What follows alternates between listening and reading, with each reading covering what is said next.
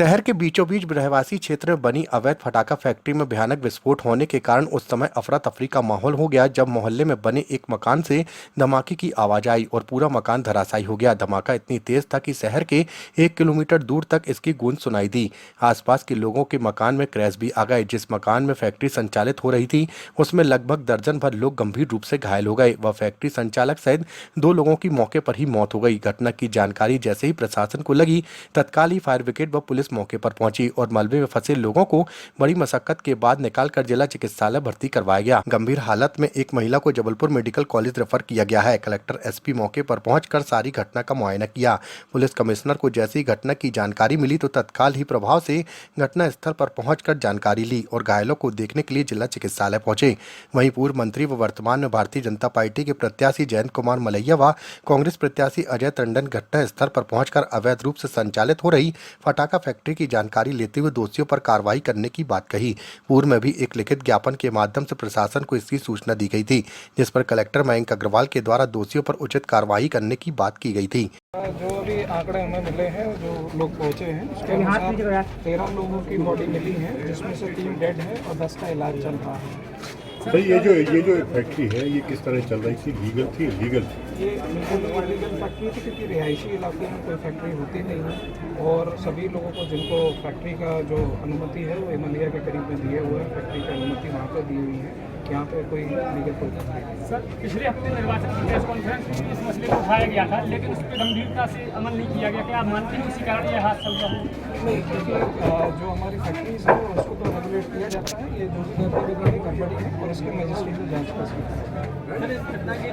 सूचना मिली, मीटिंग कर रहे थे हम लोग, तो पता चला कि जम्मू में डॉक्टर वर्मा के पीछे यानी बड़े पुल पर एक बहुत जम के और जैसे ही शहर के अंदर प्रवेश करने लगी तो ऐसा लगा कि कोई मैंने बारूद की ये घटना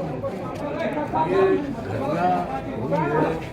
एक तो इसमें पता चला है कि 3 लोग की मौत हुई और 10-12 लोग घायल हैं। और सबसे बड़ी बात ये है कि कुछ लोग इसके नीचे दबे तो नहीं पड़े, उनको निकालने की कोशिश की जा रही है।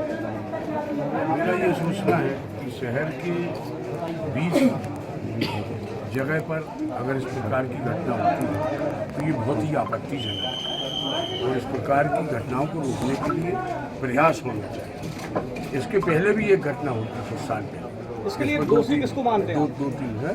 दोषी किसको मानते हैं? दोषी दोनों लोग हैं, एक जो अवैध रूप से फैक्ट्री चला रहा है और दूसरा प्रशासन दोषी है। प्रशासन को ये सब देखना चाहिए।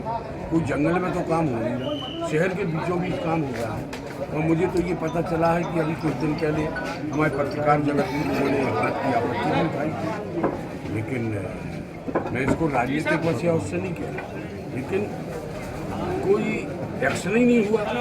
आज चलिए वह व्यक्ति भी मुझे पता चल रहा मर गया है जो इस फैक्ट्री को चला और लोग, लेकिन हम तो अब यही कहेंगे कि जो मौतें हुई हैं उसका पूरी जवाबदारी किसी को उठाना चाहिए और जो घायल है वह शीघ्र स्वास्थ्य लाभ लें और अपने को भर्ती हैं ताकि उन्हें तो कम से कम रिलैक्सेशन मिले, उनका इलाज जहाँ उचित हो उनको वहाँ दिया जाए। मैं इस बात को देख रहा हूँ, मेरी संज्ञान में जैसे ही आया है मैं व्यक्तिगत रूप से यहाँ पर आया और मैं अब सीधा यहाँ से अस्पताल जा रहा हूँ। अगर ऐसा कुछ लगेगा कि किसी को बाहर रेफर करना होगा या कुछ भी करना होगा, मैं अपना भरसक प्रयास करूँगा कि